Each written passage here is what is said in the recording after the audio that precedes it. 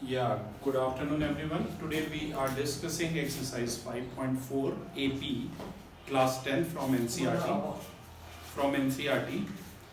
Page number is 115.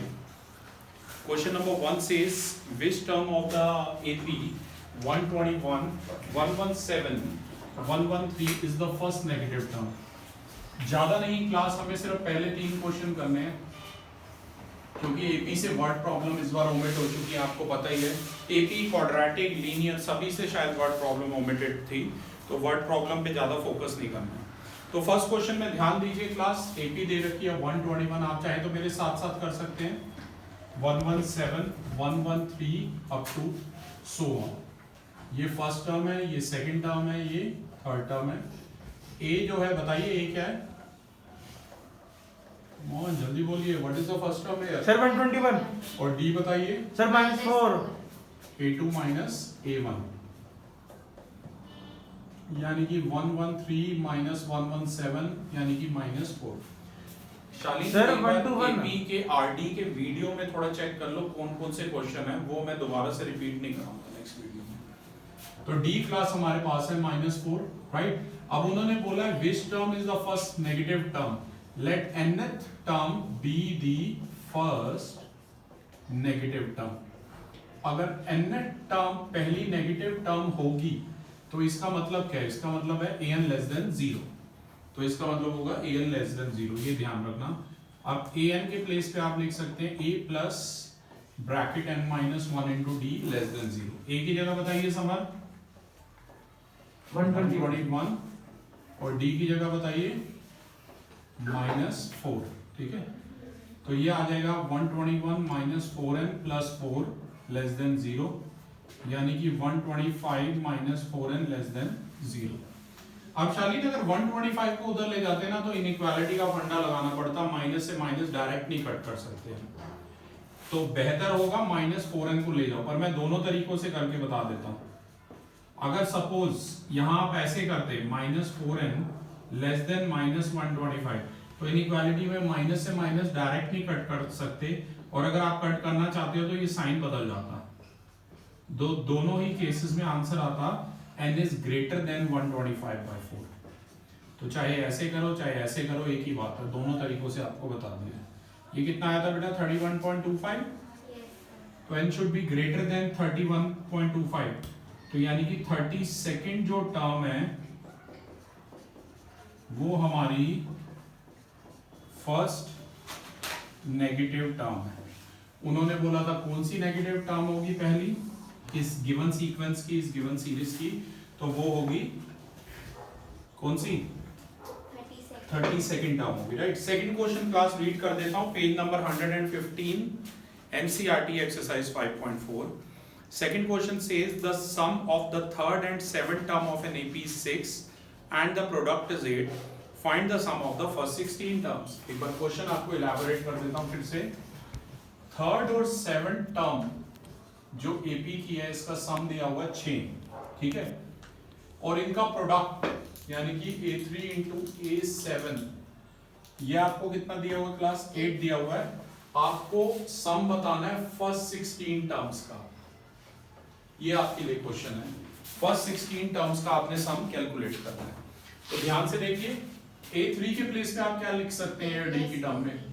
A plus 2D, very right. A7 के place पे A plus 6D, A plus 6D, very right. A plus 8 2A, 6 plus 2 8D equal to 6। यहां से 2 common ले लीजिए,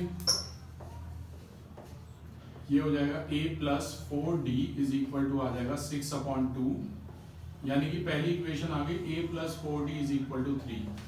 ये class हमारे पास first equation आ गई है, ठीक है। अब हमें चाहिए A3 इंटू 7, A3 की जगह A plus 2D।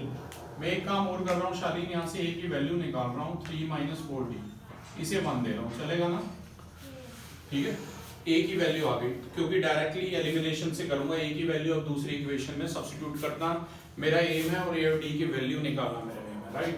A7 की जगह बताइए A plus 6D, very right. इसे नंबर 2 दे दीजिए, 1 और 2 को इक्वेट कर दीजिए, और 1 और 2 को इक्वेट करने का मतलब है A के प्लेस पे आप क्या लिखेंगे? 3 minus 4D, plus 2d as it is, यहाँ भी एक ही जगह 3 minus 4d plus 6d as it is equal to 8। ठीक है, ये बताइए कितना हो जाएगा, minus 4d plus 2d minus 2d, और यहाँ भी प्लस 2d, राइट। ध्यान से देखिए, x minus Y to X plus Y, X square minus Y square, x यहाँ पर 3 है और y है हमारा 2d। तो बेटा ये x square minus Y square का मतलब है, फॉर्मूला मैं लिख नहीं रहा हूँ, मैंने बोल दिया ऑलरेडी, ये हो जाएगा। ठीक है, x square minus Y square वाली आइडेंटिटी मैंने लगा दी। तो ये आ गया 9 minus 4d square equal to में 8 को लेफ्ट में ले आइए, माइनस 4d स्क्वायर को राइट में ले आइए, तो ये आ गया 1/4 इक्वल टू d स्क्वायर। अब कई बच्चे सिर्फ d को प्लस 1/2 लिख के छोड़ देते हैं, जो कि बिल्कुल गलत है, d को माइनस 1/2 भी लिखना है। आई बात समझ, प्लस माइनस दोनों केसेस लिखने हैं। ठीक है क्लास, ये पहला स्टेप है, ये दूसरा स्टेप है, रिपीट, और यहाँ तीसरा स्टेप कर रहा हूँ, आई होप आप समझ जाएंगे। ठीक है, हमें सम चाहिए 16, S16 चाहिए, S16 फॉर्मूला आपको पता ही है, Sn का n/2 bracket 2a plus n minus 1 into d। n तो बेटा 16 है, पर शालीन एक बार, अच्छा अभी तो a की वैल्यू भी नहीं निकाली, put value of d in equation number 1,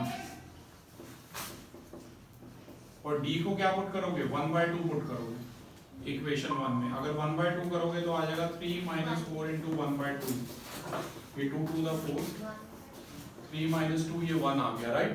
ठीक है, और एक बार a को d के प्लेस पे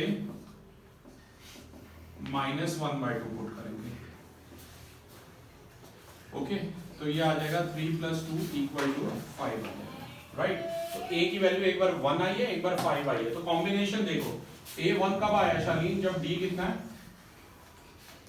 माइनस 1/2। तो अब S16 निकाल लेते हैं, बोलो। प्लस 1/2 पे 1 आया, अच्छा प्लस 1/2 पे 1 आया, सॉरी, प्लस 1/2 पे 1 आया और माइनस 1/2 पे 5 आया। ठीक, गुड, ध्यान देते रहिए, इससे पता लगता है कि आप लोग जाग रहे हैं, कम से कम एक बच्चा तो जाग ही रहा है। चलो मेरा तो बिजी थी, कोई नहीं। ये देखो 16 माइनस 1 इंटू 1/2, तो ये 2 इंटू 16 कैलकुलेशन कीजिए, ये आ गया बेटा 15/2। ठीक है, तो ये आ जाएगा 4 प्लस 15, तो ये आ गया 8 इंटू 19/2। एक आंसर आ रहा है 76। शालीन अगर आप एक ही आंसर निकाल के आते हो तो पूरे मार्क्स नहीं मिलेंगे, तो प्लस माइनस दोनों केसेस लेना, और प्लस माइनस डी के हिसाब से जो दो वैल्यूज आई हैं उसके हिसाब से ए की भी दो वैल्यूज आनी चाहिए। ओके, अब ऐसे S16 n की जगह वही 16 है, डायरेक्ट कर रहा हूं, पर इस बार a कितना है, a है 5 और d है माइनस 1/2, और n कितना है, n वही 16। ठीक है, ओके, तो a की जगह बताइए 5, n की जगह ये n माइनस 1 और d की जगह माइनस 1/2, 16/2 8, ये 10 प्लस 15/2,